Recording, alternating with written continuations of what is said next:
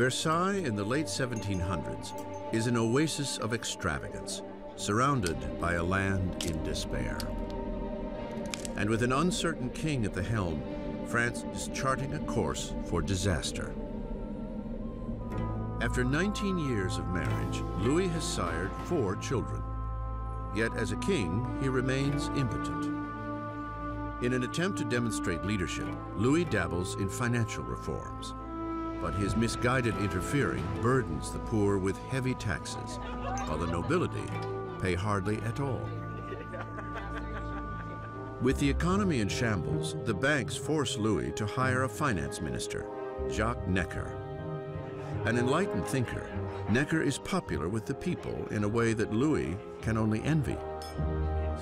Necker urges Louis to call a meeting of the traditional representative body of the kingdom, the Estates General. It is the first time the representatives have been called together in 175 years. France was politically organized in something called the estates. The first estate was the clergy, the second estate was the nobility, and the third estate was everyone else. May 4th, 1789. A skilled young lawyer and politician arrives at Versailles. Maximilien Robespierre comes to stand before the Estates General as a deputy to fight for a fair voice for the people he represents, the Third Estate. At the Estates General, Robespierre and his colleagues are demanding that the nobility and clergy pay taxes, but Louis feels increasingly threatened by the growing radicalism of the Third Estate. Then, on June 20th, after a 6-week deadlock, the deputies arrive to find that they are being silenced. The deputies declare themselves a new National Assembly, the true representatives of the people of France. In one revolutionary stand of defiance, the National Assembly is born. To defend themselves, the people form a new National Guard. Rioters raid Paris's armories and make away with over 28,000 muskets.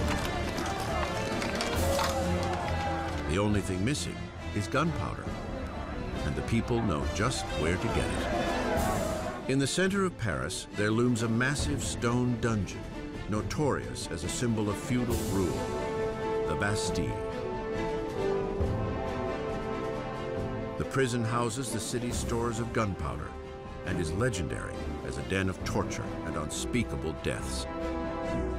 On July 14th, crowds band together identifying themselves with a small cockade, red and blue for the colors of Paris, separated by white, the color of the House of Bourbon. The tricolore is born. From the feverish crowd, a voice cries out, "To the Bastille." With the smoke still clearing, Louis XVI returns from a hunting trip. An aide interrupts and breaks the news of the riots and the fall of the Bastille. Louis XVI asks, "Is it a revolt?" "No, sire," he replies. "It is a revolution."